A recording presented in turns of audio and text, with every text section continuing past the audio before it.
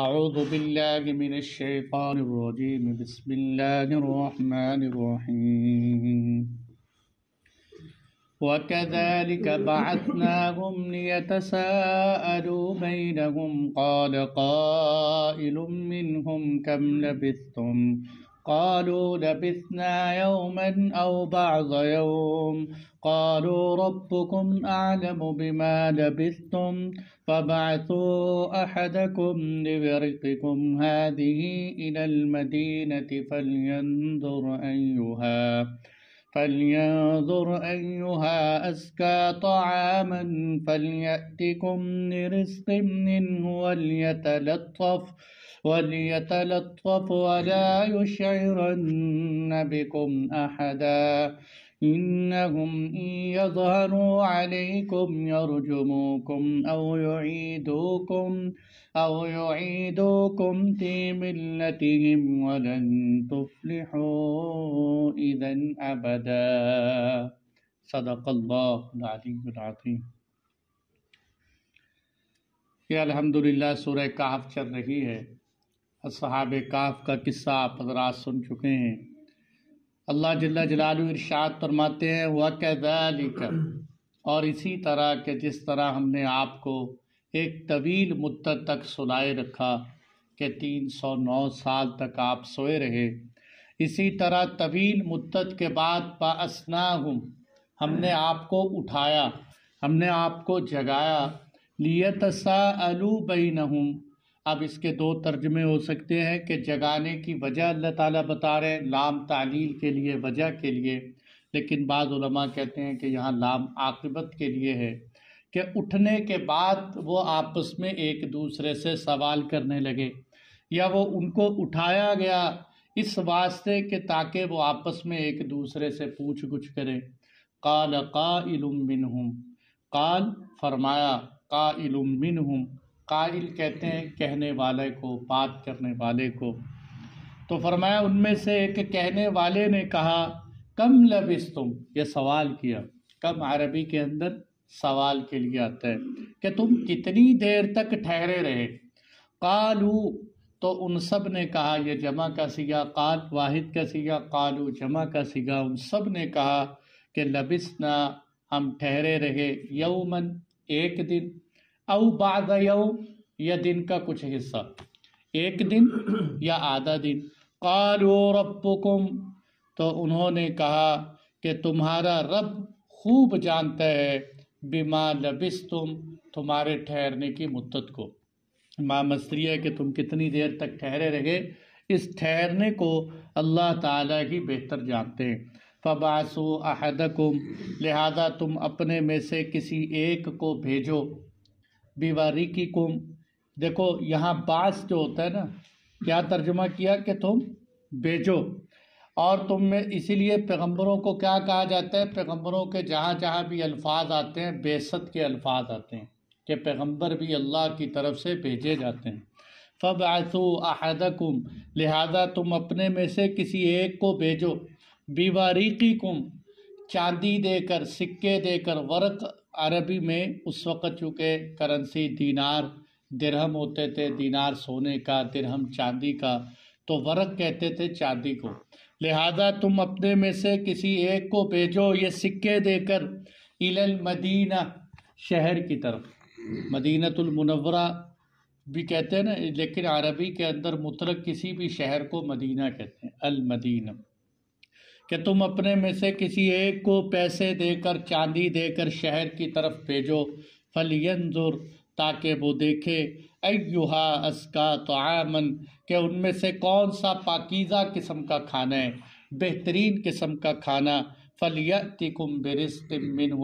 تو وہ دیکھنے کے بعد تمہارے پاس وہاں سے رزق لے آئے، کھانا لے آئے، وَلْيَتَلَطَّفْ، اور چاہیے کہ نرمی سے گفتگو کرے۔ تلطف کیا ہے؟ نرمی سے گفتگو کرے، وَلَا يُشْعِرَنَّ بِكُمْ أَحَدًا، اور تمہارے بارے میں کسی کو خبر نہ کرے، کہ کہیں ایسا نہ ہو سختی سے بولے گا تو لوگوں کو پتہ چل جائے گا، اس لیے کہا نرمی سے، اخلاق سے، پیار سے، اور معاملے کو دیکھ کر۔ إِنَّهُمْ إِن يَظْهَرُوا عَلَيْكُمْ، اس لیے کہ اگر وہ تمہارا حال ان پر ظاہر ہو جائے گا، ان کو پتہ چل جائے گا کہ یہ تو اصحاب کہف ہیں۔ یرجموکم، تو وہ تمہیں رجم کریں گے، یعنی تمہیں سنگسار کریں گے، او یعیدوکم، یا تمہیں لوٹا دیں گے، فی ملتہم، اپنے مذہب کے اندر۔ تمہارے پاس دو ہی حل ہوں گے، یا مار کھانی پڑے گی یا مذہب چھوڑنا پڑے گا۔ وَلَن تُفْلِحُوا إِذًا أَبَدًا، اور ساتھ ہی کہنے لگے لیکن اگر ہم مذہب چھوڑ گئے تو پھر تو ہم کبھی بھی کامیاب نہیں ہو سکیں، اس لیے کہ کامیابی تو اللہ نے ایمان والوں کے لیے رکھی۔ تو یہ اصحاب کہف کا قصہ قرآن کے الفاظ کے اندر۔ اب دیکھو یہاں ہمیں بہت ساری باتیں ملی کہ اللہ جل جلالہ کی یہ ان بزرگوں کے ہاتھوں، اصحاب کہف کے ہاتھوں پر کتنی بڑی کرامت ظاہر ہوئی کہ اصحاب کہف پیغمبر تو نہیں ہے، اولیاء ہے، اور اولیاء کے ہاتھ پر خرق عادت کے خلاف کوئی کام ظاہر ہونا، یعنی وہ کام جو انسان کے اسباب نہیں کر سکتے اسباب کی دنیا میں، اس سے بالا تر کوئی کام ہو جائے تو اسی کو کرامت کہتے ہیں۔ اور اصحاب کہف کے پاس یہ کرامت کہ 309 سال تک سوئے رہے غار کے اندر، جہاں بیماریوں کے خدشے، ہر چیز کی پریشانی، اور اس کے باوجود اللہ تعالیٰ نے وہاں سے ان کو جگایا اور پھر اٹھے تندرست، بالکل صحت مند، اور اٹھنے کے بعد آپس میں جب ایک دوسرے سے سوال و جواب بھی کر رہے ہیں۔ اور یہ بھی اللہ تعالیٰ کی شان دیکھو کہ مفسرین فرماتے ہیں کہ جتنی دیر تک یہ اصحاب کہف سوئے رہے، نہ ان کے ناخن بڑھے نہ ان کے بال بڑھے۔ دیکھو نا، اگر ان کے ناخن اور بال بڑھنے شروع ہو جاتے تو وہ تو غار سے باہر آ جاتے، لیکن اللہ جل جلالہ کے قدرت کے اندر، خزانے کے اندر، جس چیز کو جہاں چاہے روک دے۔ اگر یہ ناخن اللہ کے حکم سے بڑھ سکتے ہیں تو اللہ کے حکم سے رک بھی تو سکتے ہیں۔ اللہ تعالیٰ کی قدرت سے یہ ساری دنیا کے پیچھے اصل میں نظام کن کی پاور ہے کہ اللہ تعالیٰ جس کو کہتے ہیں ہو جا وہ ہو جاتی ہے، جس کو اللہ تعالیٰ روکتے ہیں وہ رک جاتی ہے۔ تو اس لیے ان کے ناخن اور بال بھی نہیں بڑھے، اللہ تعالیٰ نے ان کے ناخن اور بال روک دی، وگرنہ اگر ناخن اور بال تو پتہ نہیں کہاں سے کہاں تک جاتے۔ اور یہ میرے دوستو آج کل یہ تو ناخن بڑھنا، یہ ناخنوں کا، بالوں کا بڑا ہونا انسانوں کی صفت نہیں، حیوانوں کی صفت ہے، کہ آج کل خواتین جو ہے اپنے ناخن بڑے کر لیتی ہیں، بچوں کو فیشن ہے کہ ناخن بڑا رکھ لیتے ہیں کہ تاکہ پورا حیوان لگے، اور اگر کسی کے پاس نہ ہو تو آرٹیفیشل لے کے لگا لیتے ہیں۔ کہ وجہ کیا ہے کہ ہم نے تو گوروں کے پیچھے چلنا ہے، اگر وہ گورے الٹا چلیں گے ہم الٹے چلیں گے، جو رواج وہ دیں گے ہم نے تو اس کے پیچھے چلنا ہے، اور اگر وہ خدا نخواستہ اپنا لباس بے حیائی والا لے آئے ہم وہ بھی پہنیں گے، اگر وہ نیکر شرٹ پہ لے آئے ہم اس پہ آ جائیں گے، اگر اسکرٹ پہ لے آ جائے ہم وہاں آ جائیں گے۔ تو اس لیے اصل کیا ہے کہ ان کے پیچھے حالانکہ اتباع کے لیے تو اللہ تعالیٰ نے اپنے محبوب حضور نبی اکرم صلی اللہ علیہ وسلم جیسی ہستی عطا فرمائی کہ ان کے پیچھے چلو، جنہوں نے تمہاری خاطر رو رو کے دعائیں مانگی، جنہوں نے تمہاری خاطر طائف کے میدان میں پتھر بھی کھائے، اس پیغمبر کو چھوڑ کر اس پیغمبر کے نقش قدم سے چلنے کی بجائے ان کے پیچھے چلتے ہو جن کو گالیاں دیتے ہو۔ حیرت کی بات یہ ہے کہ صبح و شام گالیاں بھی دیتے ہیں ان کو اور اتباع بھی انہی کی کرتے ہیں، چلنا بھی ہم نے انہی کے پیچھے۔ تو اصل کیا ہے کہ اللہ تعالیٰ کی قدرت دیکھو کہ ان کے ناخن رکے رہے، بال رکے رہے، پھر اللہ تعالیٰ نے ان کو جگایا۔ اچھا اب بہت دیر تک سوئے، اب سونے کے بعد جب اٹھے کہ کافی لمبا سوئے، کتنا سوئے ہوں؟ اصل میں اصحاب کہف جب غار کے اندر انٹر ہوئے نا تو اس وقت دن کے شروع کا حصہ تھا، اور جب اٹھے اصحاب کہف کی آنکھ کھلی تو سورج غروب ہونے کے قریب تھا۔ اب یہ اٹھے آپس میں پوچھ رہے ہیں ایک دوسرے سے، بھائی کتنا سو لیے؟ وہ کہنے لگے کہ اگر یہی دن ہے، صبح ہم داخل ہوئے تھے، اب سورج غروب ہو رہے، اس کا مطلب آدھا دن سوئے۔ اور دوسرا کہنے لگا نہیں، اگر یہ دن نہیں ہے، کل کا دن ہے، تو اس کا مطلب ہم پورا دن سو گئے، بس اتنے ہی سوئے۔ تو اس سے کیا پتہ چلا کہ اللہ کے فضل سے اللہ نے ان کو ایسی گہری نیند سلایا کہ وہ اتنا حشاش بشاش اٹھے کہ ان کو 309 سال کی نیند بھی آدھے دن کی نیند لگی، کہ صرف آدھا دن سوئے،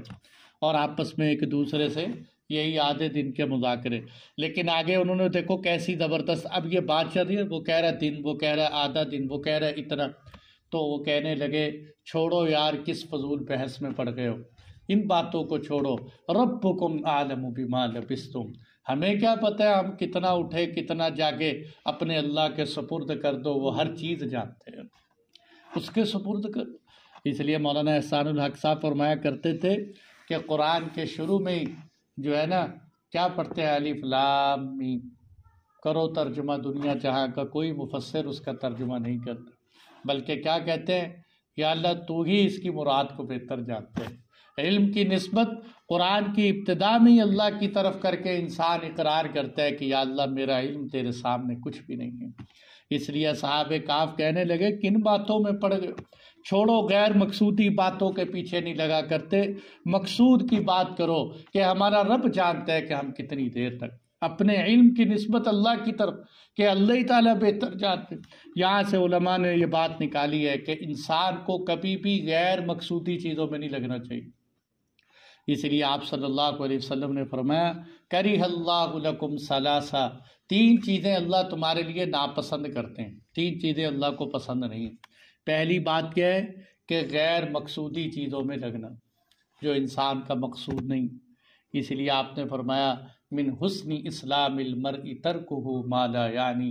انسان کے خوبصورت اسلام ہے نا، خوبصورت اسلام اگر کسی کا دیکھنا ہو تو یہ دیکھو کہ وہ لا یعنی کاموں میں نہ لگے، فضول کاموں کے لوگ گھنٹوں گھنٹے لگا دیتے ہیں فضول کاموں کے اندر، بلکہ آپ صلی اللہ علیہ وسلم کے بارے میں آتا ہے کہ اللہ کے محبوب عشاء کی نماز کے بعد کسی سے گفتگو کرنا پسند ہی نہیں کرتے، کہ رات کو تہجد میں اٹھنے، اللہ کے سامنے رونے گڑ گڑانے، ابھی عشاء کے بعد باتیں کرنے کا کیا فائدہ۔ تو اس لیے فضول کام، دیکھو لوگوں کے اندر، ہمارے اندر بھی یہ کمزوری ہے کہ ہم لوگوں کی پرسنل زندگی کے بارے میں ایسی تحقیقیں کرتے رہتے، یار آپ کی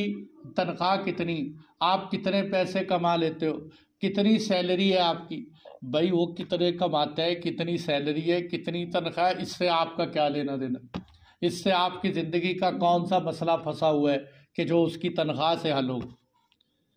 ایسے عقل کے اندھے ہے، وہ کہتا ہے جی آپ کی بیوی، دو دوست آپس میں، وہ کہتا ہے آپ کی بیوی جو ہے خوبصورت ہے بدصورت ہے،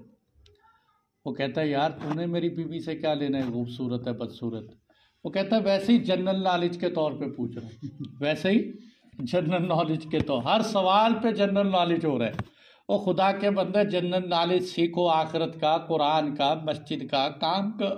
جو کام کی چیزیں ہیں وہ سیکھ۔ حضرت مفتی محمد شفیع صاحب کو ایک جگہ پہ کسی نے سوال لکھا کہ حضرت نوح علیہ السلام کے دادے پردادے کا کیا نام تھا، انہوں نے نیچے جواب کیا لکھا، انہوں نے کہا اسلام کے اندر فضول سوال کرنا گناہ ہے۔ جواب لکھا اسلام کے اندر فضول سوال کرنا گناہ ہے، کہ تیرا کیا تعلق ہے نوح علیہ السلام کے دادے کے ساتھ، صرف اپنا علم جاننا۔ ایک دن مجھے ایک صاحب کہنے لگے یہ کتا ٹانگ اٹھا کے پیشاب کیوں کرتا ہے، میں نے کہا کتے سے پوچھ لو کیوں ٹانگ اٹھا کے پیشاب کرتے ہیں، بھئی کیا تعلق ہے اس چیز کے ساتھ کہ کتا ٹانگ اٹھا کے پیشاب کرتے ہیں۔ اس لیے ایسی سوالات، حضرت عبداللہ بن عمر رضی اللہ عنہما حرم میں بیٹھے درس دے رہے، ایک جو ہے وہ کوفی سوال کرنے لگا کہ حضرت جو ہے اگر مکھی انسان کے بدن پہ بار بار بیٹھتی ہو تو اس کو مار سکتے ہیں کہ نہیں؟ حضرت عبداللہ بن عمر نے فرمایا اور ظالمو تم مکھی مارنے کا سوال کرتے ہو، آل رسول ذبح کر دی سوال نہیں کیا، آل رسول ذبح کر دی سوال نہیں کیا، یا مکھی مارنے کے مسئلے پوچھ رہے ہو۔ اس لیے جو ہے انسان کو یہ ساری چیزیں جو پوچھنے کے کام ہیں وہ پوچھے، کہ اسلام کے اندر اللہ تعالیٰ تین چیزوں کو ناپسند کرتے ہیں، کہ فضول کاموں کے اندر کسی کی پرسنل زندگی، اپنی زندگی کے ہم، بلکہ مسئلے بھی لوگ دوسروں کے پوچھتے ہیں، جی فلاں کے ایسے ایسے کام کر رہے ہیں اس کے کیا احکامات ہیں، بھئی تو اپنے احکامات پوچھو، وہ خود پوچھ لے گا اپنے احکامات۔ اس لیے جو ہے یہ بھی ناپسند۔ دوسرا فرمایا اضاعت المال، اپنے مال کو ضائع کرنا، یہ بھی اللہ کو ناپسند، کہ مال ایسی جگہ پہ لگا دینا، خاص طور پہ وقف کا مال اور امت کا مال، اس کو غلط جگہ پہ لگا دینا، اس کی بڑی پکڑ ہے۔ یہ بہت سخت سوال ہے کہ ایسے ہی کسی سے مشورہ کر لو، کسی سے پوچھ لو کہاں لگانا ہے، کہاں بہتر ہے۔ کچھ لوگ دنیا کے ماہر ہوتے ہیں، کچھ دین کے ماہرین ہوتے ہیں۔ وہ حضرت مفتی تقی عثمانی صاحب کی اس دن بات بڑی اچھی یاد آئی، انہوں نے کہا آج ہماری سب سے بڑی غلطی کیا ہے کہ ہم ایک فن مولا کو ہر فن مولا بنا دیتے ہیں، ایک فن مولا کو ہر فن مولا بنا دیتے ہیں اور پھر غلطیاں ہی غلطیاں ہوتی ہیں۔ تو اس لیے انسان مشاورت کر کے کہ مال صحیح جگہ پہ لگے، ہمارا مال کہیں شادیوں پہ، رسموں پہ، ناچ گانے پہ، حرام جگہوں پر نہ صرف ہو جائے۔ ایک دن ہمارے ایک استاد کے پاس جو ہے نا موبائل پہ میسج آیا، انہوں نے مجھے کہا پڑھ کے سناؤ۔ میں نے سنایا کہ جی یہ کہہ رہے ہیں اگر فلاں گانا لگاؤ تو 5 روپے میں آپ کا گانا لگ جائے۔ انہوں نے جواب میں بڑی زبردست بات، انہوں نے کہا کیسے بے شرم اور بے حیا ہے، ایک گناہ کرو اوپر سے پیسے بھی لگاؤ، گناہ کرو اور اوپر سے پیسے بھی لگاؤ، ایک اللہ کی نافرمانی اور اوپر سے مال بھی۔ سارا دن انسان خون پسینہ لگا کر محنت کمائی کر کے لائے اور پھر وہ بھی اللہ کی نافرمانی پہ صرف ہو جائے۔ اس لیے اضاعت المال،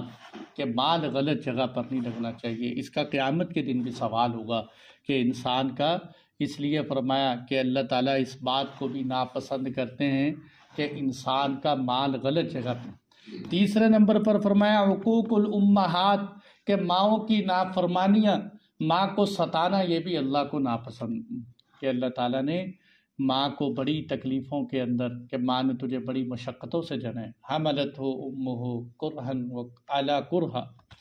حملتہ امہ وہن علی وہن، کہ تیری ماں نے تجھے مشقت پر مشقت سے جنا ہے۔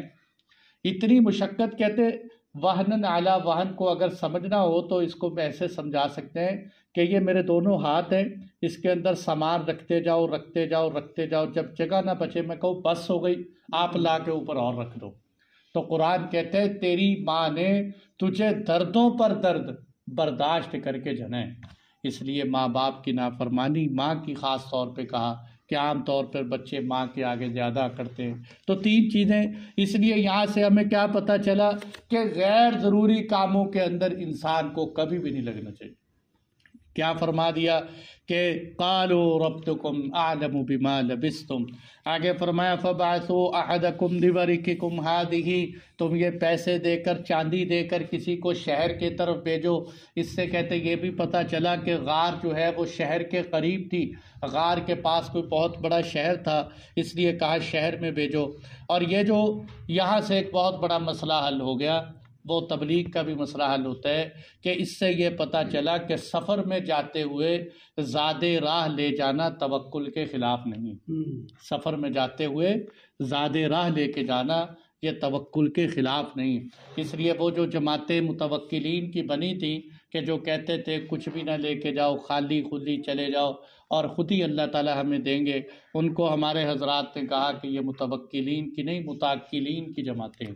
یہ توکل والے نہیں ہیں، کھانے پینے والے ہیں، اتنا یقین نہیں ہے، اور وہاں جا کے جو ہے لوگوں کی جیبوں پہ۔ اس لیے آج بھی کچھ قافلے ہیں جو وہ جانے سے پہلے اعلان کرتے ہیں کہ بھئی ہم آ رہے ہیں، ہمارے بستروں کا بھی بندوبست کر لو، ہماری روٹی کا بھی بندوبست کر لو، اور یہاں سے جاتے ہوئے دکھاتے ہیں ہم تو توکل والے بغیر بستروں کے جا رہے ہیں۔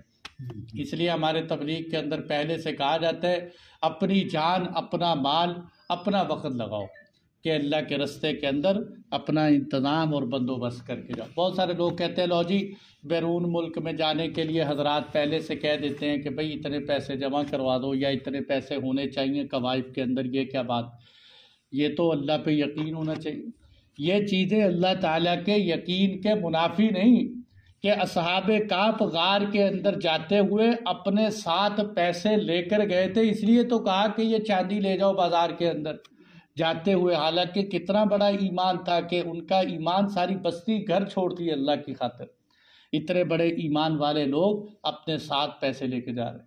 سیدنا صدیق اکبر رضی اللہ عنہ اپنے گھر سے مال و دولت جو کچھ بھی اپنے ہاتھ لگا ہجرت کے سفر میں اللہ کے نبی کے ساتھ لے کر گئے تھے۔ اس لیے ایک صحابی آئے، باہر اونٹ چھوڑ دیا اور اندر مسجد میں آ گئے۔ آپ صلی اللہ علیہ وسلم نے فرمایا پیدل آئے ہو سواری پر؟ اللہ کے نبی سواری پہ آئے ہوں۔ آپ نے فرمایا سواری کہاں؟ اے اللہ کے محبوب میں نے باہر چھوڑ دیا اللہ پر بھروسہ کرتے ہو۔ کیسی زبردست بات اللہ کے محبوب نے فرمائی۔ آپ نے فرمایا اعقلھا فتوکل علی اللہ، پہلے اس اونٹنی کو رسی سے باندھو پھر اللہ پر بھروسہ کرو، کہ یا اللہ باندھ دیے، باندھنے کے بعد بھی یہاں بندھی رہے چلی جائے یہ تیرے سپرد ہے، لیکن میں نے اپنی حد تک جو ہے اس کو رسی باندھ دی، اس لیے اب گھر کا تالا دروازہ ہی کھلا چھوڑ دو جی، اللہ پہ بھروسہ ہے، چور آ جائیں کوئی بات نہیں، یہ بھروسہ نہیں، یہ بیوقوفی ہے۔ اس لیے توکل کیا ہے؟ مولانا جمیل صاحب اس کی مثال دیا کرتے تھے کہ کوئی بندہ گندم بیجنے کی بجائے کانٹے بیچ دے اور کہے دیکھو جی اللہ سے ہوتا ہے، اللہ کے غیر سے نہیں ہوتا، یہاں سے آج میں گندم ہی اگاؤں گا۔ تو اس لیے اللہ تعالیٰ نے اس کو عقل دی کہ نہیں، گندم لگاؤ، بھروسہ اللہ کی ذات پر رکھو کہ اللہ تعالیٰ اس کو اگائے نہ اگائے۔ تو اس لیے فرمایا فَبَعَثُوا أَحَدَكُمْ بِوَرِقِكُمْ هَٰذِهِ إِلَى الْمَدِينَةِ، تم شہر کی طرف، اب بھوک لگی ہوئی تھی اٹھنے کے بعد، سخت بھوک، اس لیے فرمایا کہ اب جاؤ بازار کے اندر، لیکن اچھا اچھا کھانا لے کے آنا، پاکیزہ کھانا لے کے آنا۔ دیکھو یہاں ازکا کہا، ازکا کہتے ہیں پاک کو، صاف ستھری چیز، اس لیے ازکا سے مراد حلال بھی ہے اور ازکا سے مراد طیب بھی ہے، اعلیٰ قسم کا مال۔ تو اس لیے جو ہے کہ اللہ تعالیٰ نے تو انسانوں کے لیے کیا فرمایا کہ ہم نے تمہیں پاک چیزیں دی ہیں، پاک چیزیں، وَرَزَقْنَاهُم مِّنَ الطَّيِّبَاتِ، اور دوسری جگہ فرمایا یا ایھا الذین آمنوا کلوا من طیبات ما رزقناکم، اے لوگو ہماری دیے ہوئے میں سے پاک چیزیں، پاکیزہ چیزیں کھاؤ۔ اس لیے طیب قرآن میں 4 سے 6 جگہ پر آیا ہے کہ طیب کا کیا مطلب ہے۔ بعض علماء نے تو کہا ہے کہ طیب وہ جس کو انسان، جیسے امام ابو حنیفہ رحمۃ اللہ علیہ فرماتے ہیں کہ طیب اور اعلیٰ مال اس کو کہتے ہیں کہ جس کو انسان کی طبیعت سلیمہ اس کو پسند کرے۔ اور امام جو ہے مالک رحمۃ اللہ علیہ یہ فرماتے ہیں کہ میرے نزدیک طیب اور حلال ایک ہی چیز ہے، اور طیب اور حلال کے مقابلے میں خبیث اور حرام چیزیں ہوتی ہیں۔ البتہ امام شافعی رحمۃ اللہ علیہ وہ حضرات یہ فرماتے ہیں کہ جس کو عرب پسند کرے وہ صحیح طیب چیز ہے، اور جس کو عرب ناپسند سمجھتے ہیں وہ سمجھو ناپسند۔ تو انہوں نے طیب کو عربوں کے عرف پر رکھے، تو اس لیے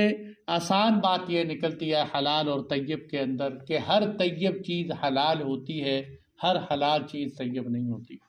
اس لیے انسان کو مال حلال بھی ہونا چاہیے، اچھی سے اچھی، اعلیٰ سے اعلیٰ چیز بھی ہونی چاہیے۔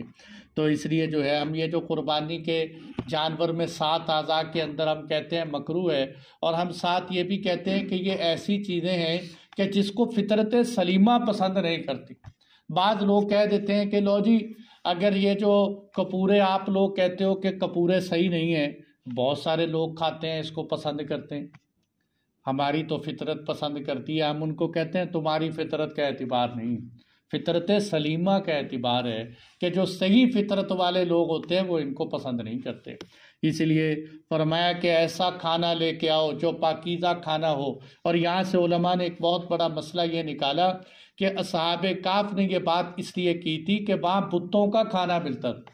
لوگ بتوں کی پوجا کرتے تھے۔ تو یہاں سے مسئلہ یہ نکالا کہ اگر انسان ایسی جگہ پر ہو جہاں ہوٹل ایسے ہوں کہ جہاں انسان کو غالب گمان یہ ہو کہ یہ لوگ تو سور اور خنزیر پکاتے ہیں، تو وہاں انسان کو تحقیق کر کے کھانا چاہیے۔ کچھ بھی نہیں ہوتا اگر بندہ سبزی کھا لے، دال کھا لے، بندہ برداشت کر لے۔ اور گوشت کے اندر ایک مسئلہ میرے دوستوں اچھی طرح یاد رکھیں، باقی جتنی بھی اشیاء ہیں ان کے اندر اصل حلال ہونا ہے، حرام ہونا ایک عذر ہے۔ یعنی اگر ہمیں شک ہے کہ یہ حلال ہے تو حرام ہے تو شریعت اس کو حلال کہے،